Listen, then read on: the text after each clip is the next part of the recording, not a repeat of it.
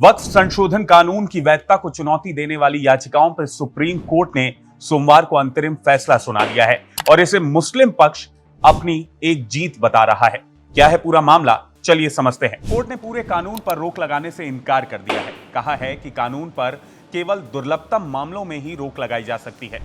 हालांकि 3 धाराओं पर रोक लगा दी गई है। सुप्रीम कोर्ट ने कहा कि वक्फ बोर्ड में गैर मुस्लिम सदस्यों की नियुक्ति पर रोक नहीं है। जहां तक संभव हो इसकी हेड पोस्ट पर कोई मुस्लिम ही हो। अब चलिए जान लेते हैं कि इस फैसले में आखिर वो कौन कौन सी बातें हैं जो आपके लिए जानना जरूरी है। बोर्ड के कुल 11 सदस्यों में 3 से ज्यादा गैर मुस्लिम सदस्य नहीं होंगे। राज्यों के बोर्ड में 3 से ज्यादा गैर मुस्लिम सदस्य नहीं हो पाएंगे। कोर्ट ने वक्फ संशोधन अधिनियम 2025 के उस क्लॉज पर भी रोक लगा दी है जिसके अनुसार वक्फ बनाने के लिए किसी व्यक्ति को 5 सालों तक इस्लाम का अनुयायी होना जरूरी था। ये प्रावधान तब तक के लिए स्थगित रहेगा जब तक राज्य सरकारें ये निर्धारित करने के लिए नियम नहीं बना लेती कि कोई व्यक्ति इस्लाम का अनुयायी है या नहीं।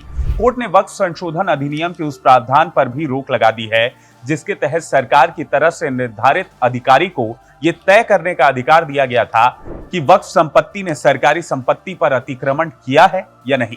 इससे पहले 22 मई को लगातार 3 दिन की सुनवाई के बाद कोर्ट ने अपना फैसला सुरक्षित रख लिया था। पिछली सुनवाई में याचिकाकर्ताओं ने कानून को मुसलमानों के अधिकारों के खिलाफ बताया और अंतरिम रोक लगाने की मांग की थी। वहीं केंद्र सरकार ने कानून के पक्ष में दलीलें रखी थी। वक्फ संशोधन कानून के खिलाफ सुप्रीम कोर्ट ने 5 मुख्य याचिकाओं पर ही सुनवाई की।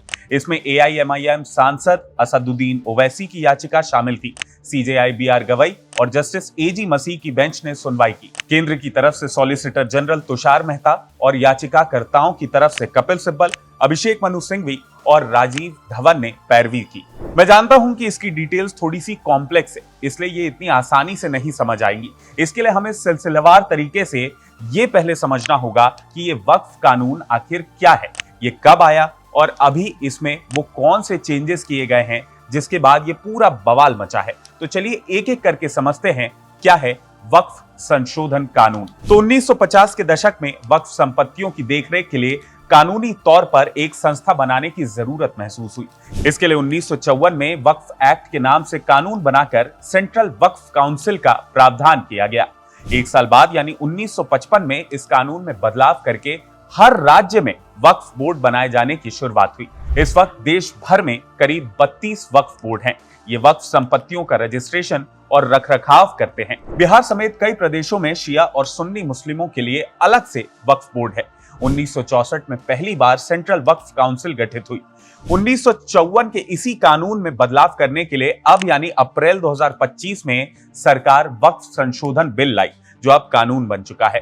वक्फ कानून में सरकार ने बिल लाकर 3 कैटेगरी में टोटल 14 बड़े बदलाव किए।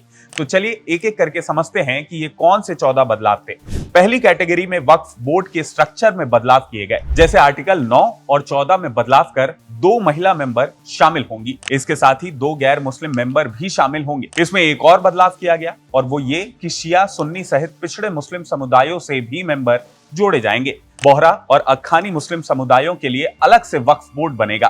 केंद्र सरकार सेंट्रल वक्फ काउंसिल में 3 सांसदों जिसमें 2 लोकसभा और 1 राज्यसभा से इन्हें भी रख सकेगी और जरूरी नहीं कि वो मुस्लिम हो। और इसी को लेकर तीखी आलोचना भी देखने को मिल रही थी। अब तक 3 सांसद मुस्लिम ही हुआ करते थे। दूसरी कैटेगरी में वक्फ बोर्ड की प्रॉपर्टी पर नियंत्रण को लेकर बदलाव किए गए, जैसे कैग या सरकार की तरफ से नियुक्त ऑडिटर वक्फ प्रॉपर्टी का ऑडिट करेंगे। राज्य सरकार प्रॉपर्टीज के सर्वे के लिए सर्वे कमिश्नर की जगह अब जिला कलेक्टर को नियुक्त करेगी। बोर्ड को अपनी प्रॉपर्टी जिला कलेक्टर के ऑफिस में रजिस्टर करानी होगी। कलेक्टर किसी वक्फ प्रॉपर्टी को सरकारी संपत्ति मानता है तो उसे राजस्व रिकॉर्ड में बदलाव करवाकर राज्य सरकार को इसकी रिपोर्ट दे सकता था। इसको लेकर भी सुप्रीम कोर्ट में मुस्लिम पक्ष ने याचिका दायर की थी और इसी पर अब सुप्रीम कोर्ट ने अंतरिम फैसला सुनाया है। इसके साथ ही वक्फ संशोधन में जो दूसरे बड़े बदलाव थे उन्हें भी एक एक करके समझ लेते हैं। इसी कैटेगरी में जब तक कलेक्टर किसी विवादित प्रॉपर्टी पर रिपोर्ट नहीं देते उसे वक्फ प्रॉपर्टी नहीं माना जाएगा। यानी सरकार के फैसला ना लेने तक प्रॉपर्टी को वक्फ बोर्ड कंट्रोल नहीं कर सकेगा। लेकिन अब जो इसमें अंतरिम फैसला सुप्रीम कोर्ट का आया है उसके मुताबिक जब तक इसमें कोई भी फाइनल फैसला नहीं आता तब तक वक्फ बोर्ड इस प्रॉपर्टी को कंट्रोल कर सकेगा। यही चेंजेस हैं जिसकी हम बात कर रहे हैं। इसके अलावा बिना कागजात के कोई संपत्ति वक्फ बोर्ड की नहीं मानी जाएगी। आपको बता दें कि ये जो वक्फ संशोधन कानून 2025 यानी इसमें जो चेंजेस लाए गए, इसके पहले मस्जिदें वक्फनामे के बिना भी वक्फ की संपत्ति होती थी, लेकिन अब ऐसा नहीं होगा। अब इसमें जो तीसरी कैटेगरी जिसमें चेंजेस किए गए वो था वक्फ की विवादित प्रॉपर्टी के निपटारे को लेकर। इसमें धारा 40 खत्म कर दी गई। इसके तहत वक्फ को किसी संपत्ति को अपनी संपत्ति घोषित करने का अधिकार था। वक्फ ट्रिब्यूनल के फैसले को कोर्ट में चुनौती दी जा सकेगी। अभी तक वक्फ ट्रिब्यूनल के फैसले को सिविल, राजस्व या दूसरी अदालतों में चुनौती नहीं दी जा सकती थी, लेकिन ये जो बदलाव, ये जो चेंजेस, ये जो संशोधन लेकर सरकार आई, इसमें अब चुनौती दी जा सकेगी। इसमें एक और क्लॉज ऐड किया गया था और वो ये था कि नए कानून के बनने से पहले या बाद में किसी सरकारी संपत्ति को वक्फ की प्रॉपर्टी घोषित किया गया है तो अब वो वक्फ की प्रॉपर्टी नहीं होगी। तो ये वो बड़े बदलाव थे जिन्हें लेकर मुस्लिम पक्ष ने सुप्रीम कोर्ट का दरवाजा खटखटाया था। अब सुप्रीम कोर्ट ने इस पूरे मामले पर अपना अंतरिम फैसला सुना दिया है, जिसे मुस्लिम पक्ष अपने लिए एक बड़ी राहत के तौर पर देख रहा है। आप सुनिए कि मुस्लिम पक्ष का इस फैसले को लेकर क्या कुछ कहना है। ये बहुत अच्छा फैसला है और सरकार की साजिश और सरकार की मंशा पर माननीय उच्चतम न्यायालय ने बड़े पैमाने पर रोक लगा दी है, अंकुश लगा दी है। तो पूरे देश में अपनी जमीनें दान करने वाले लोग, धार्मिक कामों के लिए, सामाजिक कामों के लिए, जिनको ये डर था कि सरकार उनकी जमीनें लूटने की कोशिश करेगी, फौरी तौर पर उनको बहुत बड़ी राहत मिली। You have to be a Muslim for 5 years have been stayed because there is no mechanism to determine whether the same can happen or not, to determine whether someone has been a Muslim for 5 years or not. Apart from that, the provision 23C, the court has said that until unless there is a mechanism devised, no third party interest can be created. Nothing can be, the people cannot be dispossessed of their waqf properties. As far as non-Muslim members are concerned, the court has said that in the waqf board it cannot be more than 3 and not more than 4 in the section 9. And on the registration, the court has apparently extended the time limit but has not stayed the provision. The Honorable Supreme Court has given interim order related to the Waqf Amendment Act 2025.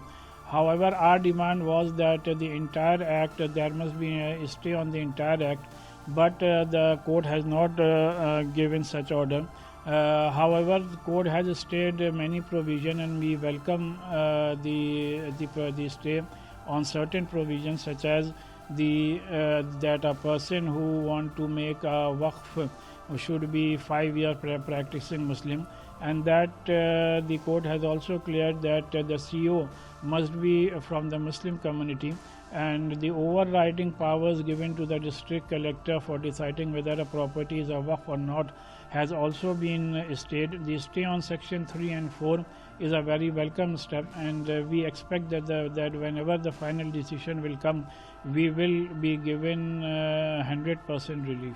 Court के इस फैसले से आप सहमत हैं या असहमत, कारण के साथ हमें कमेंट बॉक्स में जरूर बताइएगा। साथ ही इसी प्रकार एक्सप्लेनर खबरों के लिए IBC 24 डिजिटल को भी सब्सक्राइब जरूर कर लीजिएगा। नमस्कार।